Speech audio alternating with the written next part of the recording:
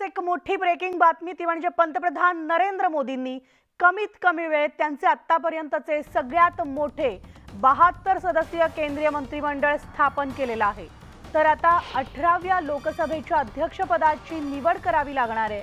हे पद दक्षिणेतील नेत्याला दिलं जाऊ शकतं अशी चर्चा सुरू आहे। तर लोकसभा निवडणुकीमध्ये दक्षिणेमध्ये मिळालेला जनाधार आणखी मजबूत करण्याचा पक्षाचा प्रयत्न आहे।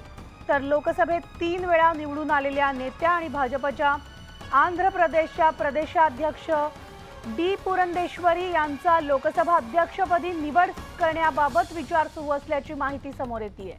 केंद्रात मंत्रिपदासाठी देखील पुरंदेश्वरी यांच्या नावाची चर्चा होती, मात्र त्या लोकसभा अध्यक्षपदासाठी संभाव्य दावेदार असू शकतात आणि त्यामुळेच मंत्रिपदाची संधी न दिल्याचं सांगितलं जातंय।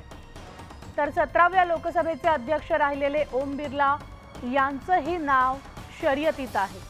एनडीएकडे बहुमत असलं तरी 18व्या लोकसभेत एकत्रित विरोधी पक्षाची ताकद कमी नाहीये, त्याची पंतप्रधान मोदी यांना जाणीव आहे आणि त्यामुळेच सभागृह एकमतानं चालवावं लागेल याचे संकेत मोदींनी 4 जून रोजीच पक्षाच्या बैठकीमध्ये दिलेले होते आणि त्यामुळे आता लोकसभेचे अध्यक्ष निवड करताना ते मित्रपक्षांशी सल्लामसलत करू शकतात अशी देखील माहिती सूत्रांनी दिली आहे।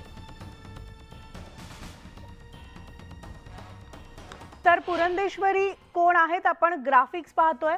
पुरंदेश्वरी या दिवंगत एन.टी. रामाराव यांच्या कन्या आहेत।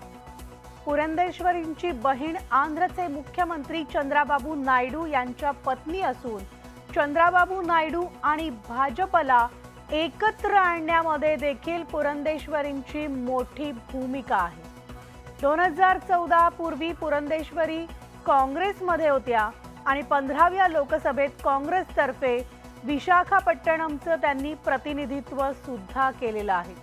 तर 14व्या लोकसभेत त्या मनुष्यबळ विकास राज्यमंत्री म्हणून कार्यरत आहेत।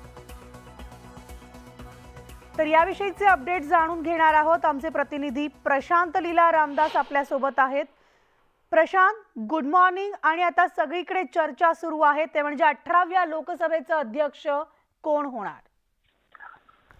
ज्या पद्धतीने चर्चा आहे, एकतर महत्वाचं म्हणजे जर बघितलं तर डी पुरंदेश्वरी नाव यांचं सगळ्यात आघाडीवरती आहे। त्या भारतीय जनता पक्षाच्या आंध्र प्रदेशच्या प्रदेशाध्यक्ष देखील आहे आणि सोबतच जर बघितलं आपण तर ओम बिर्ला हे जे 17व्या लोकसभेचे अध्यक्ष होते यांचंही नाव आघाडीवरती आहे।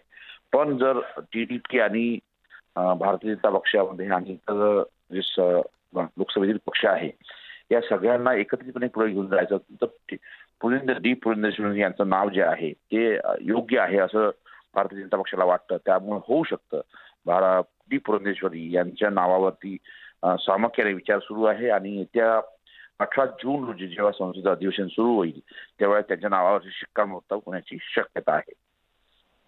निश्चितच। धन्यवाद प्रशांत या सविस्तर माहितीसाठी।